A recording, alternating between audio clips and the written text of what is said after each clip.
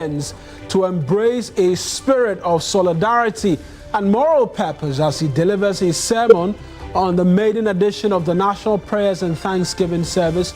We have the details.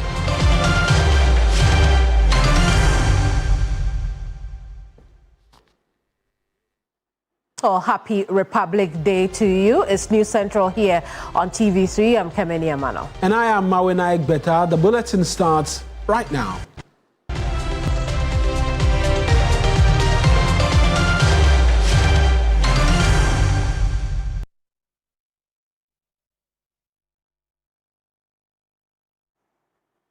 In a call for national renewal and unity, Cardinal Texon has urged Ghanaians to embrace a spirit of solidarity and moral purpose.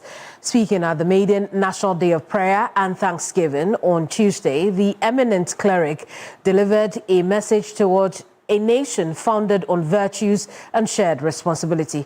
Cardinal Texon also highlighted the negative impact of illegal mining on our water bodies and livelihoods, charging all Ghanaians to avoid greed but pursue fraternal solidarity to tackle emerging national challenges. The transformation of this land will not simply be the task of the president, with all the good intentions that he may have. The transformation of this land depends on us. We have been presented as not to be only religious, but to be people of also spirituality and virtue. And so, my dear friends, all of us gathered here, Christians, I just like to tell you that biblical religion says one thing about all of us. Biblical religion means that our belief in God entails our vision of the world and our place within that vision. So anyone who believes in God must also formulate for himself his vision or her vision of the world, and must go on to formulate his own position or place within this vision.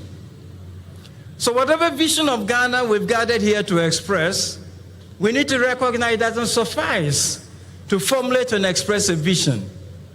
We need to go ahead and formulate also our own places within that vision. And that just means that we're looking for virtuous Ghanaians. We're looking for Ghanaians who are virtuous, who develop virtue, and who are led by virtue, who develop a fulcrum on which their own lives would balance on a virtuous conduct and virtuous positions. Otherwise, greed will dominate this land. And when greed dominates this land, there will be a lot of negative externalities to be borne by all of us. Well, let's bring you more on this. Judith Brown is our reporter who's been covering the National Christian Prayer events today. Remember, at 12:30, there will be the Muslim prayer as well at the National Mosque. But right now, let's connect with Judith Brown. Judith, give us a wrap of the event. What went on?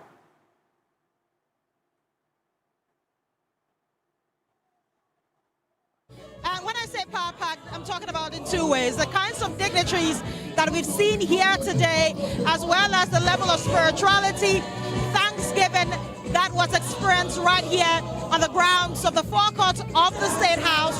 It's been very interesting. A lot of praise and thanksgiving going on over the past few hours.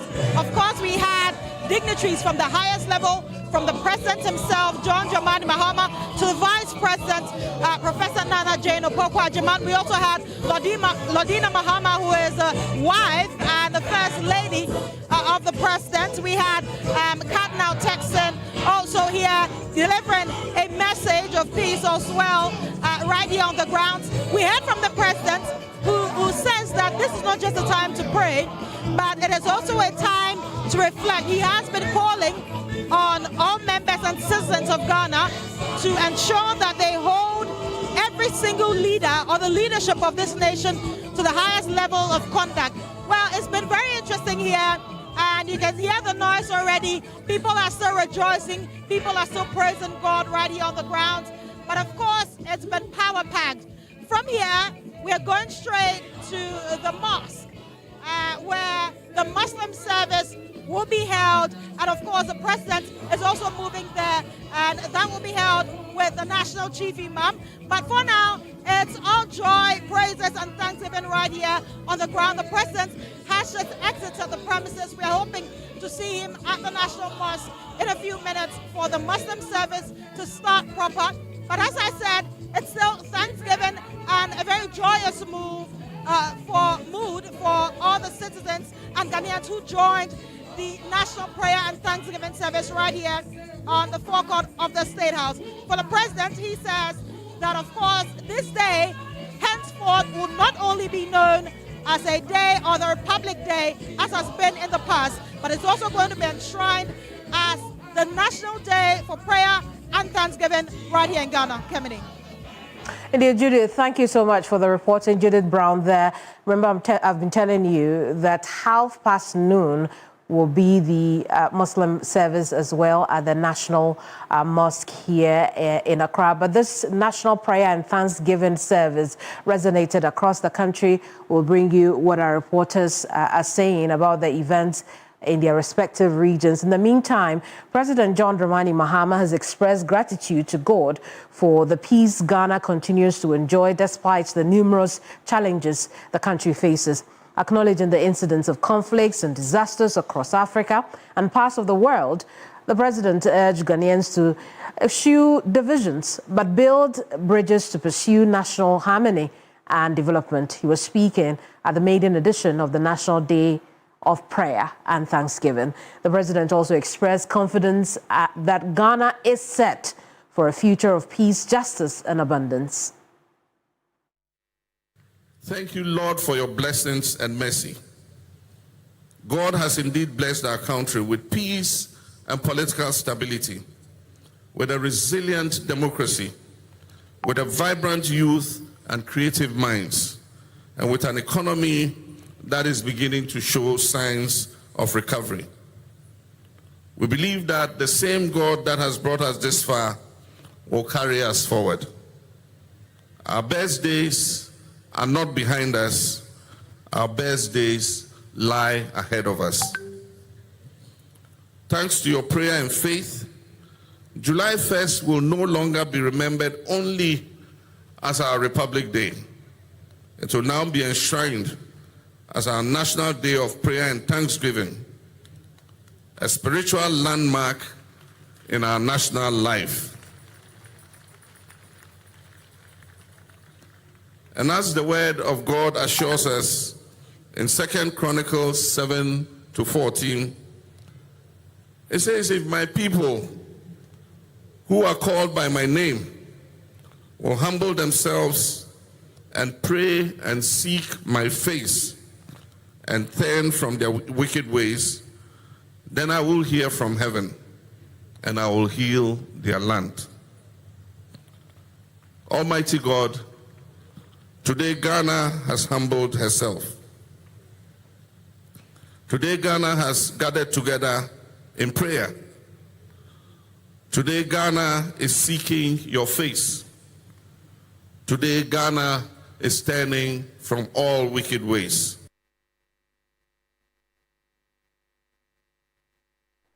There's more. We can now go across the region, starting up north, where residents in the northern region have been urged to take advantage of the National Day of Prayer and Thanksgiving to dedicate their time to pray for peace, unity, and development of the region and the country at large. At the observance of this day and the service in Tamale, prayers were said for the president and all government officials, traditional authorities, security services, and the youth.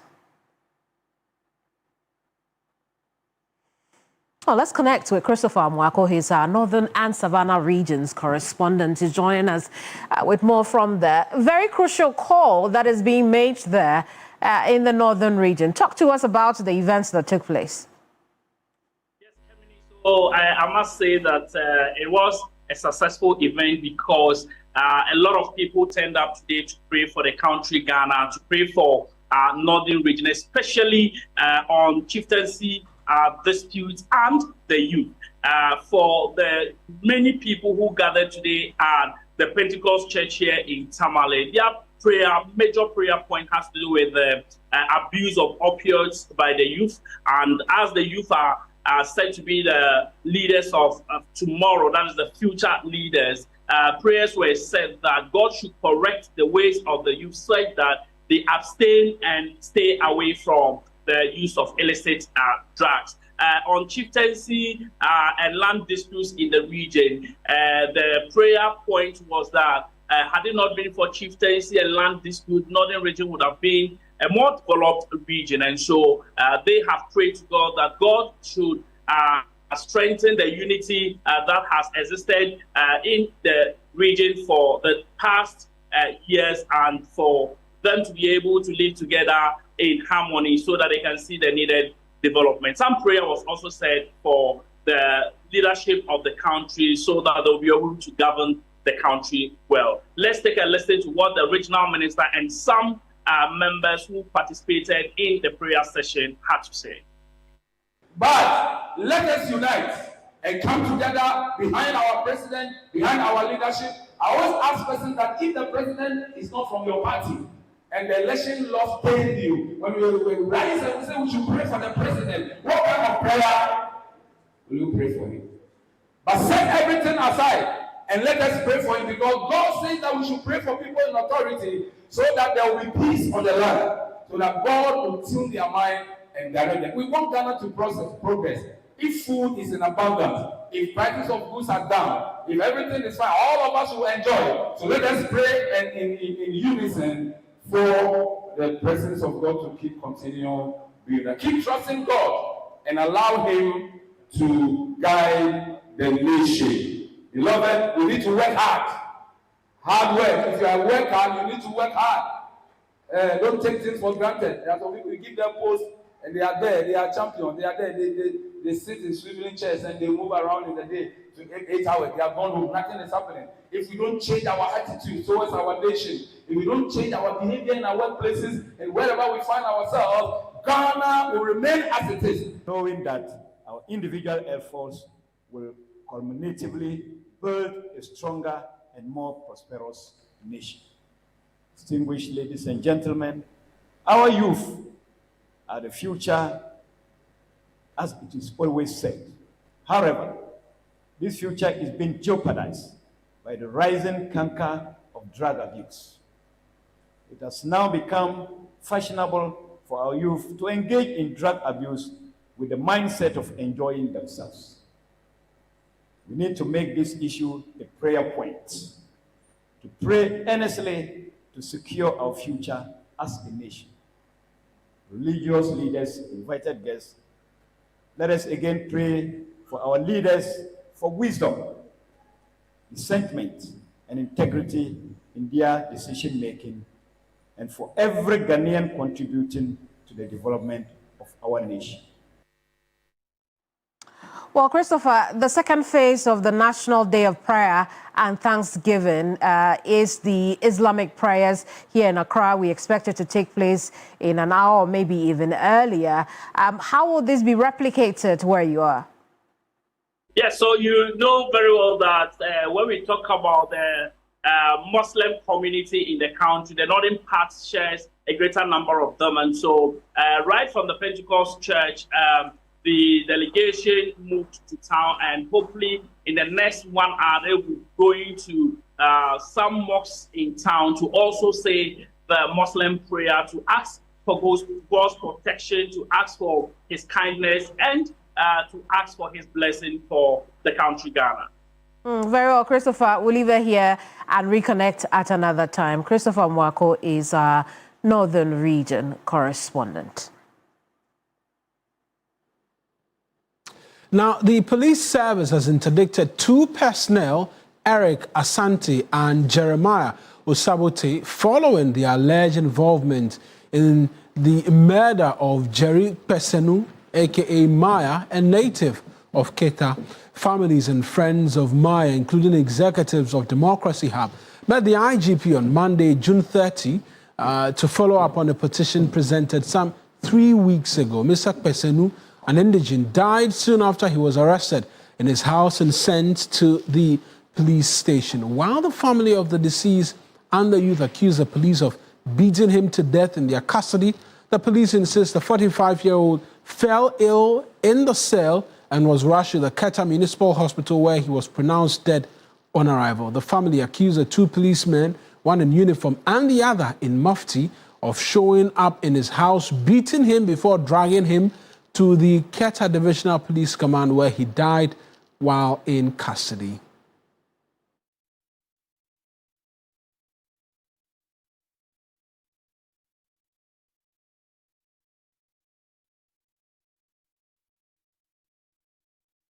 Let's now speak to Killian Kofi Komasi, a cousin to the late Jerich and a member of Democracy Hub Fix the country as well.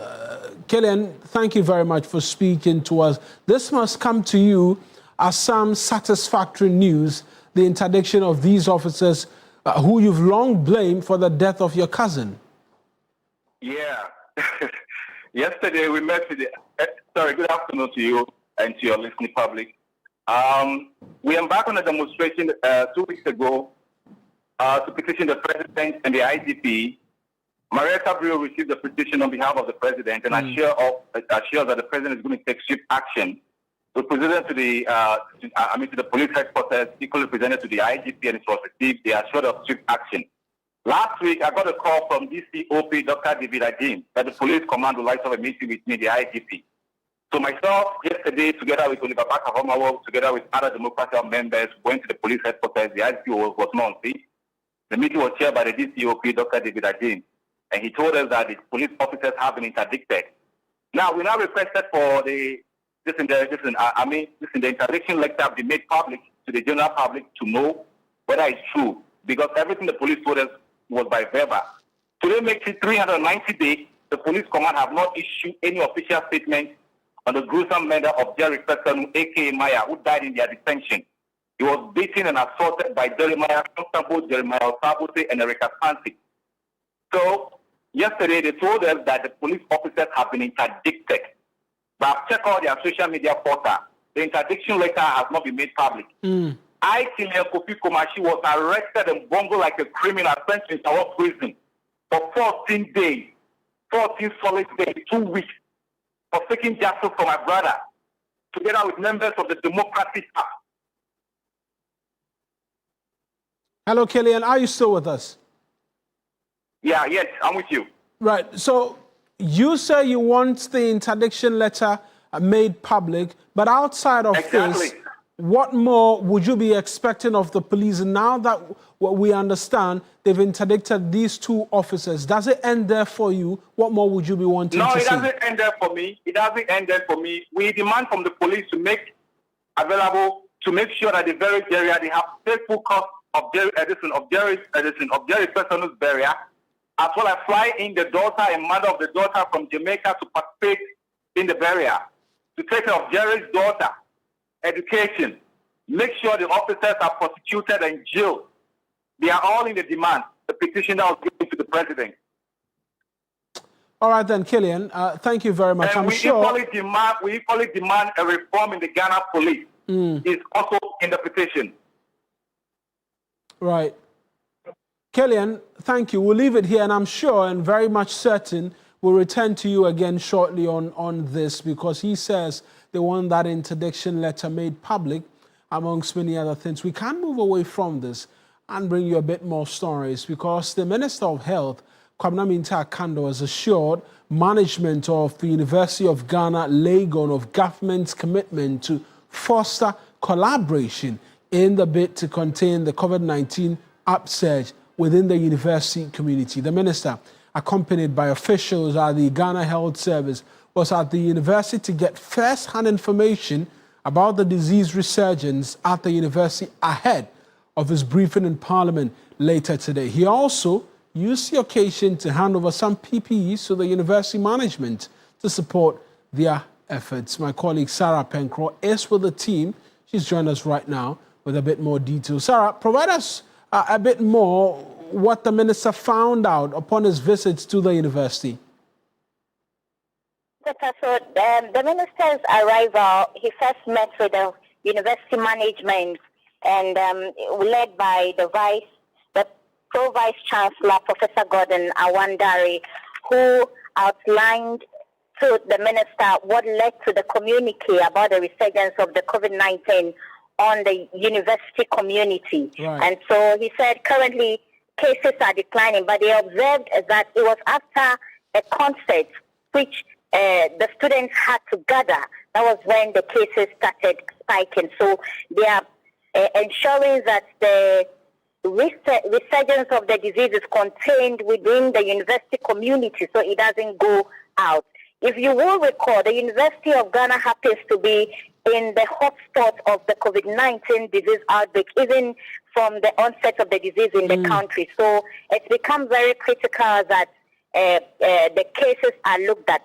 The minister then went to the University Health Service Department to look at how they are managing the cases at the facility. And indeed, he interacted with the medical directors over there. They put to him the need for some PPEs, and luckily, he came along with some PPE to help them manage the situation. So he handed it over to them and also told them to ensure collaboration efforts are enhanced so that they ensure the spread doesn't go beyond the university community.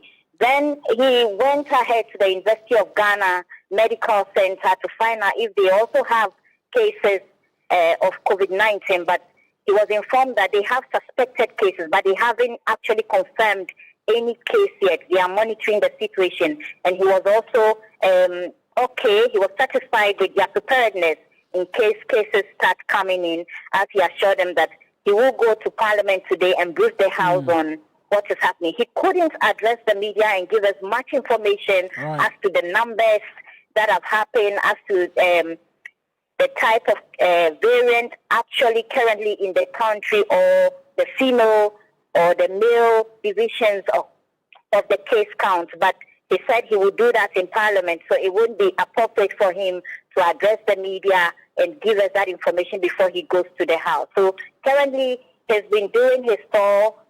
He's been told what the situation is. We are also informed that the cases are declining within the university community. Indeed, I saw some students wearing nose masks. Even at the health service department, you see strict enforcement of COVID-19 protocols. Yeah, the apparels are being worn. You would be checked. Your hands must be washed before you enter. There is a use of sanitizers all around the place. So basically, this is what the minister was put through as he visited the university community today to get first-hand information as to the situation management on the ground. Right, Sarah, let's hear from the minister who spoke briefly to the media, even as we expect him to be addressing the House a lot later. How strictly contributed in containing the strike. We picked the second somewhere last 2 weeks when we were far away in Brussels, and I was constantly in touch with the Ghana Health Service. The Director General was being there, so on an hourly basis we were reviewing the cases. And so since the cases were reported, we have been having a lot of engagement and deploying one after another. And so we are grateful for how far you have cooperated. But I thought it was very important for me to come and see, to have first-hand information, especially so today I'm going to have the opportunity to brief the whole country through Parliament on the situation.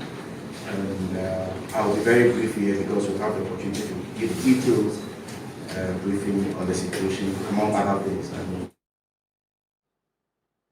And that's the Health Minister, Kwabena Minta-Kanda. We'll be expecting him in Parliament a lot later today, where he'll provide full details as to the disclosures made to him by authorities at the University of Ghana about this latest COVID resurgence. But Sarah, thank you very much for those details. That will take us on to our very first break here on News Central. When we return, Global Info Analytics have a latest poll where Ghanaians appear to have delivered an early vote of confidence in the Mahama administration, a clear majority backing both the president's performance and the overall direction of the country. We have details if you stay with us here on News Central.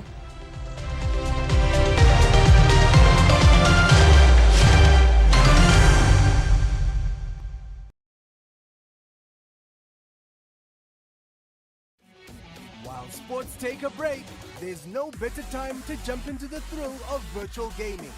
Roll, tap, spin, and be a part of exciting journey. 1x Games. The luck never takes a break.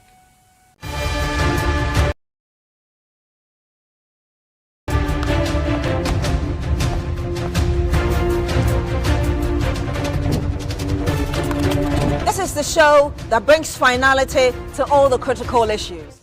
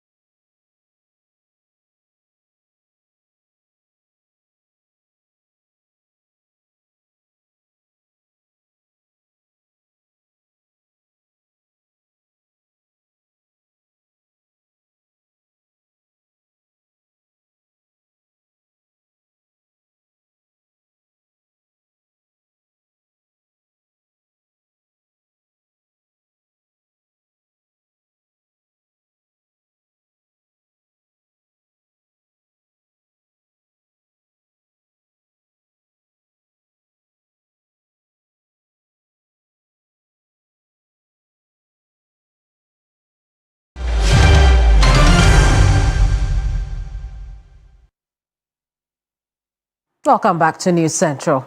Now, a leading member of the NDC legal team, Victor Kojo Adawudu, has noted that calls for reconsideration of the suspension of Gertrude Saki-Tokonu by the Ghana Bar Association is late, adding that the processes being adhered to have been provided for in the law. President of the GBA, Fuagati, during the 43rd anniversary of the three murdered High Court judges, pleaded with government to reconsider the suspension of the Chief Justice, who is currently facing a hearing. If a society, we think that we should reconsider the issues, it is left for the committee to come with its recommendation. then that is when the recommendation would say, in spite of ABCD, we have seen what has been done. Then the president can take a decision on that. But yes, in as much as there must be persuasion, there must be moral issues that are being raised as to rate. The law, we must pay fidelity to the law, the Constitution. And if the Constitution says that that's the process we need to go through, I think we need to go through that process. And I'm sure that from our traditional settings, when issues are there, we learn how to judge them. Yes, in as much as we are subject to the Constitution, what are we trying to do and trade off? And say, oh, yes, this has happened. This has been what the first time that a Chief Justice is facing such a committee, apart from some superior court judges and high public office-keeping officials, public officials, senior public officials have gone through this. So I think that, yes, the call, but I also feel it has been a bit too late, because when the process, everything was about to go, and the petitions, we heard from the media, there's petition, I think that should have been the time that we should be able to allow. But we have allowed maybe politics to divide us, polarize us, as to the same process that had been used before, and it's only being repeated as a precedent. We're still looking forward to bringing you the Islamic service, the second phase of the National Day of Prayer and Thanksgiving. In the meantime, let's bring you Regional Hub.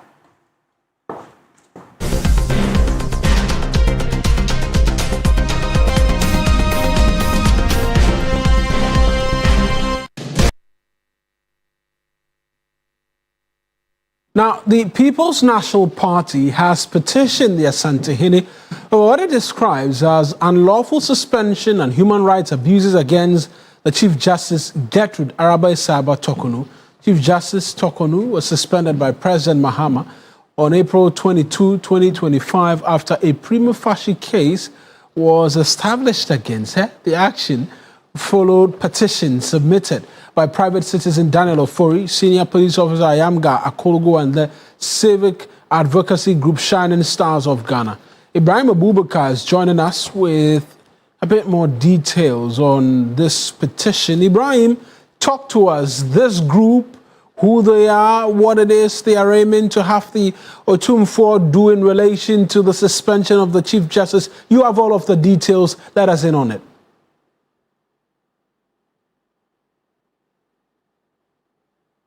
National Party, PNP.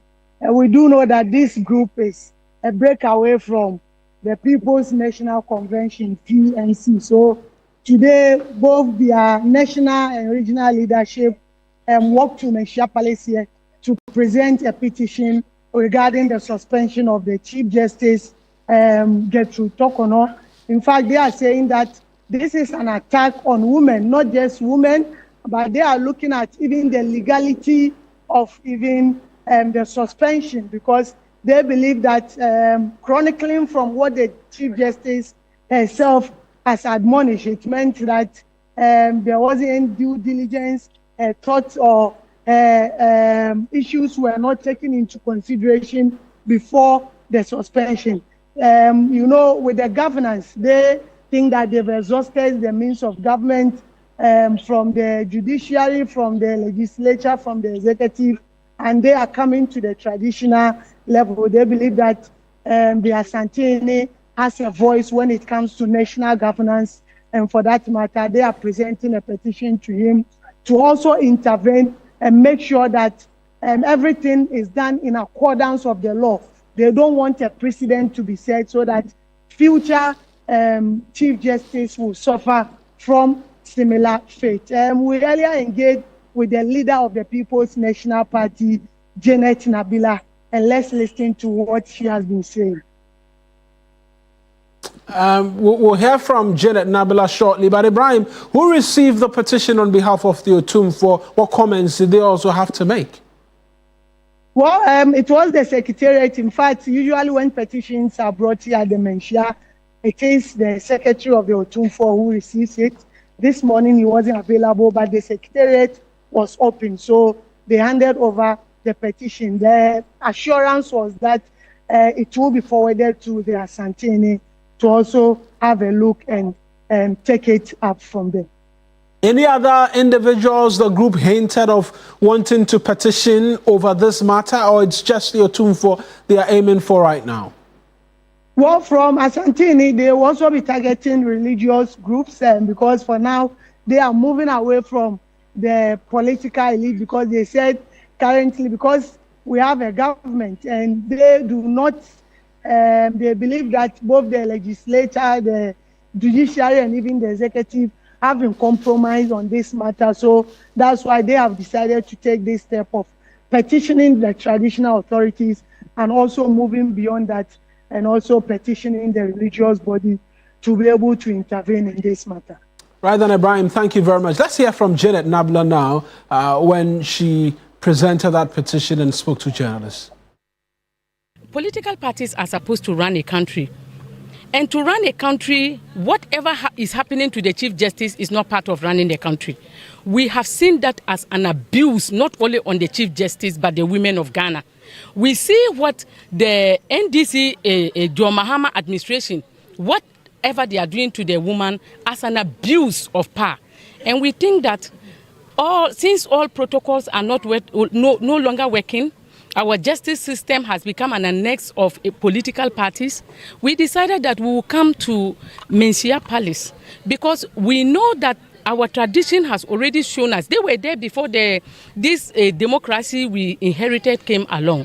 So if our democracy is not working, we will go back to our roots and ask the chiefs, who are the custodians of the land, to tell the Mahama government, who is just renting part of the land to operate, to call him to order.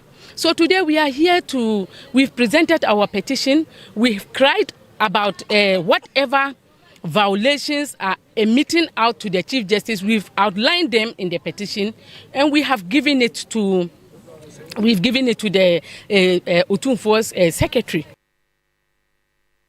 That's Janet Nabla there speaking to journalists, bringing us to the end of Regional Hub and introducing us into By the Numbers.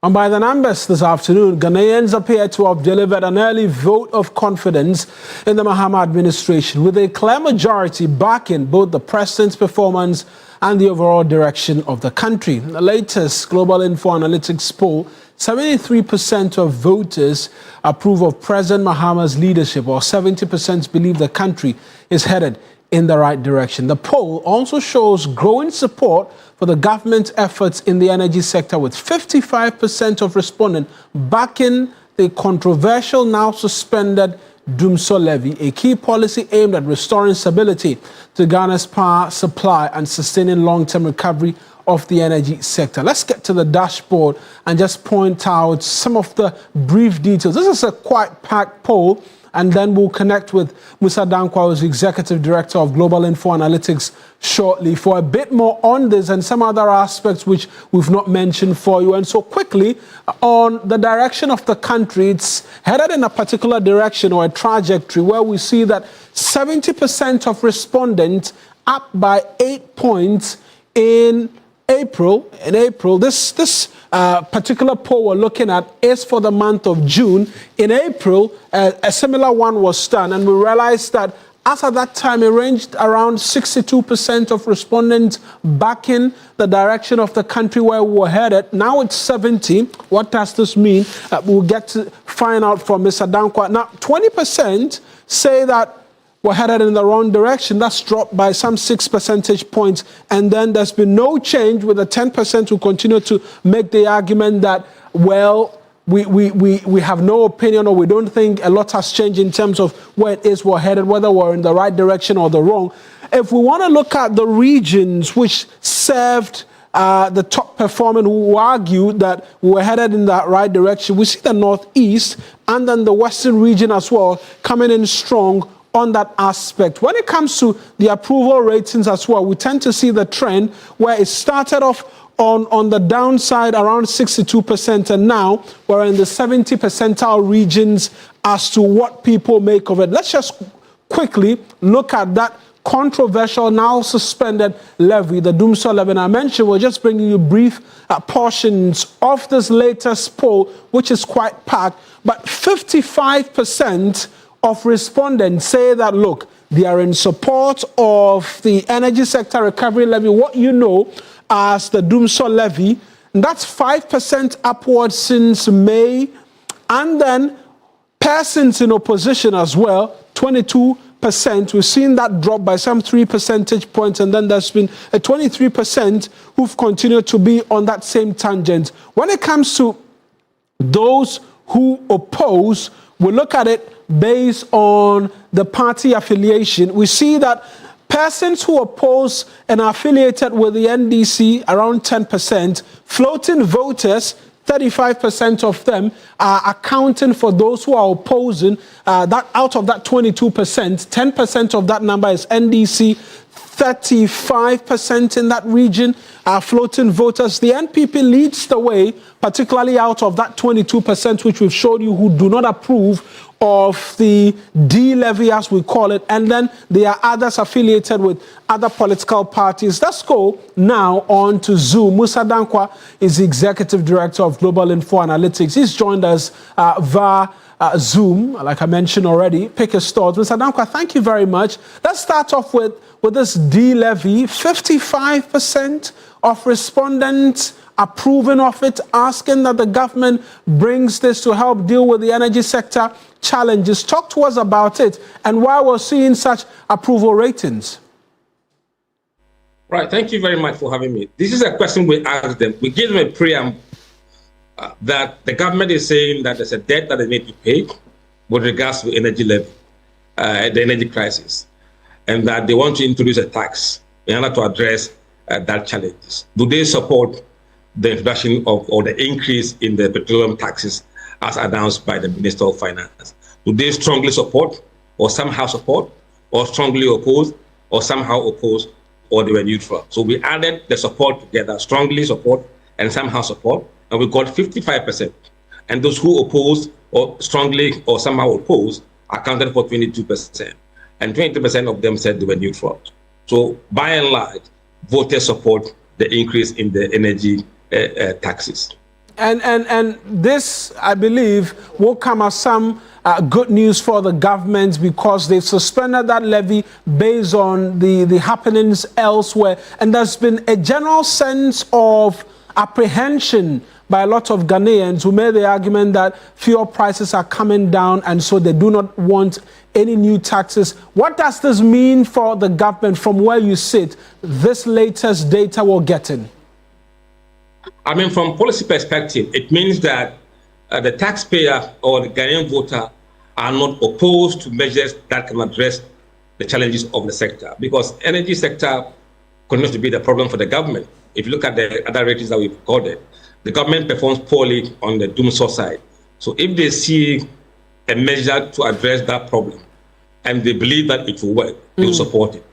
It means that there is no opposition to it being imposed, even if it will add a few pennies to their taxes. And I want us to just continue from the Dumsor area, which a lot of these respondents graded the government on. You asked specific sectors of these respondents, asking them what they made of the government's performance thus far. Which were the areas that the government scored the highest mark? Obviously, you've mentioned Dumsor, which is one of the areas where they didn't quite perform so greatly.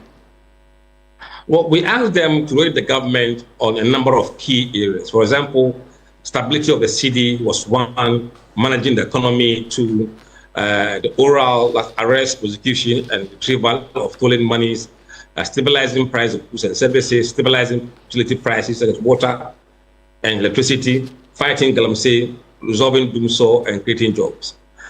The highest score the government obtained was on the city stabilization. About 7% on average out of 10 gave the government. When it comes to economy, they scored 6.6% behind city. And then also oral, surprisingly, they're scoring 6.6 on oral. When it comes to stabilizing of goods and services or prices, 6.5. Stabilizing utilities such as water and electricity is scored 6. Fight against galamsey, they scored 6. Doom so, they scored 5.8. And job creation, they scored 5.6. Their lowest area of performance is doom so and job creation so far. Means there's expectation of jobs coming through, one that 7 months on, they haven't seen yet, and they'll be expecting a bit more from the government there. Yes, I think there's a bit of agitation and anxiety among the youth unemployed. And at the moment, what we are seeing is that jobs is now the #1 issue facing voters and not economy. Not the economy, not jobs. What is the #1 issue then?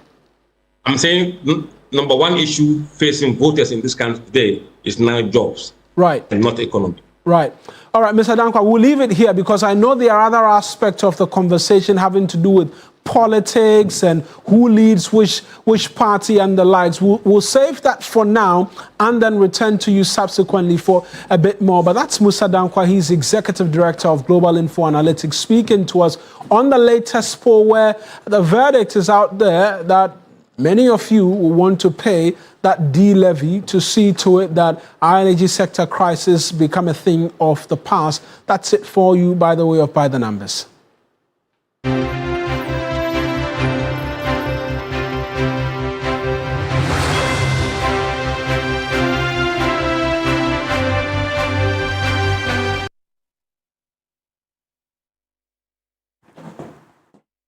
Well, away from that, the Ministry of Gender, Children and Social Protection has announced the commencement of the nationwide disbursement of livelihood empowerment against poverty, what is known as LEAP cash grants.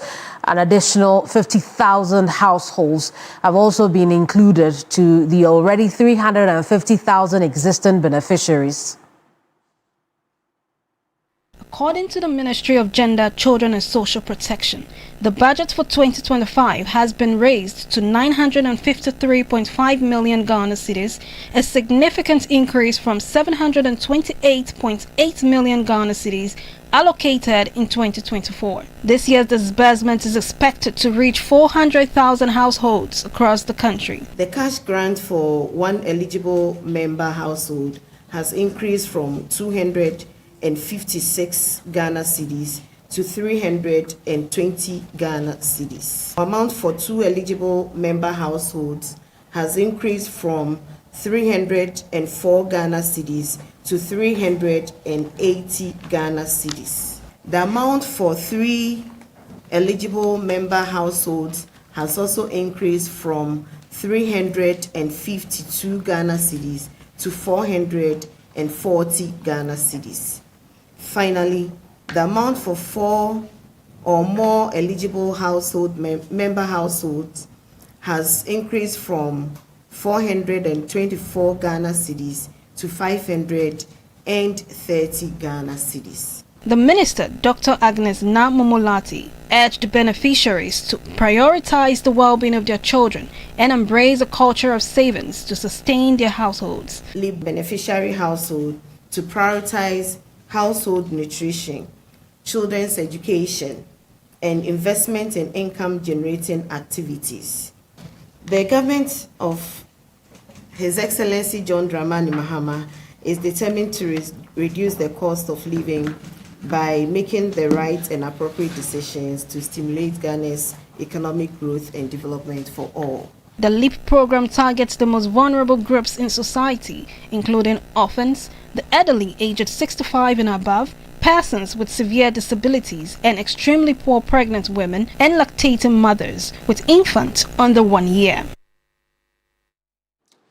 Now, the latest report on Ghana's slum and informal settlements have revealed that a significant portion of urban households, approximately 2.2 million or 46.1%, are living in conditions classified as slums. These findings underscore pressing challenges related to basic amenities and housing quality across the nation's urban landscape. The report, developed from the 2021 Population and Housing Census by the Ghana Statistical Service, identifies several key indicators contributing to these slum conditions, including a critical lack of improved drinking water, inadequate sanitation facilities, insufficient living space, and the prevalence of non-durable housing structures. The findings are a stark reminder of the persistent housing and infrastructure deficits in Ghana's rapidly urbanizing areas. It highlights that nearly 30.7% of the nation's population resides in slums, a figure government statistician Dr. Alhassan Idrisu termed a wake-up call. Prioritize slum upgrading in budgets. Improve access to water, sanitation, and housing where it is most needed. For the private sector, it is an opportunity not just for financial returns, but for lasting impacts. Think affordable housing, accessible utilities, and inclusive finance. Deputy Government Statistician Dr. Faustina Frimpong Engwa underscored the fact that conditions contribute to various social and economic challenges. When we are able to address the sanitation condition, a whole more than forfeits of the households in urban areas will move out of slum characteristics. Head of Civil Service Dr. Evans Agridako, at the launch of the report, noted it is expected to offer comprehensive data to inform decision-making and drive targeted interventions aimed at improving urban living conditions. Not only as a milestone in our statistical development journey, but also as an evidence to the enduring value of data to good democratic governance. Data is critical, and I tell people that you are as good as the quality of data that you have. The report empowers decision makers to formulate evidence-based policies, foster community partnerships, and build inclusive, safe, resilient, and sustainable cities, aligning with Sustainable Development Goal 11. In other news this afternoon, a cross-section of the general public have welcomed the rollout of increased data bundle packages for consumers effective today, Tuesday, the 1st of July, 2025.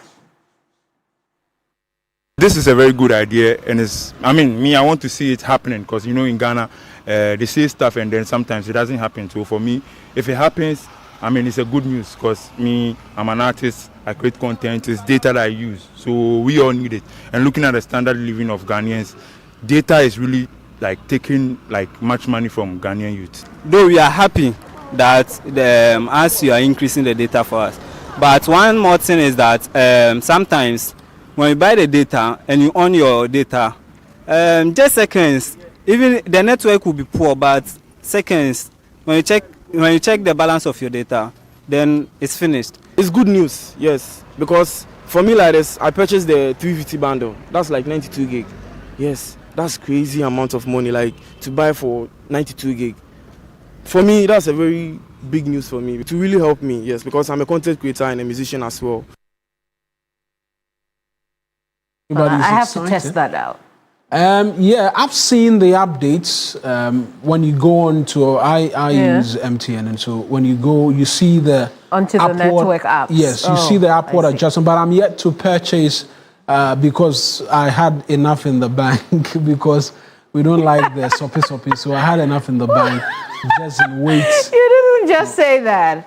You don't like the what? The soppy. When you do it bit by bit, I'm just using local slang. If you do it bit by every time you run out, you purchase, you realize you spend way more. You spend more. So if you can, you just try and save up. Sometimes, it feels quite heavy on the pocket, and I'm speaking for a lot of people. It's quite heavy on the pocket when you want to outrightly buy it. But when you work the math, you realize that you're better off. I absolutely agree. Data is still quite expensive to buy in this country. It's better off biting the bullet one time and then having to. But we'll bring you updates as to the speed with which the internet is going and all of that. That is important, isn't it? Yeah, it's that very is important as well. But that's our bulletin for you this afternoon. I am Awin Egbe. And I am Kevin Yamano. Thank you so much for your company. Remember, we will bring you a live coverage of the Islamic service when it starts as we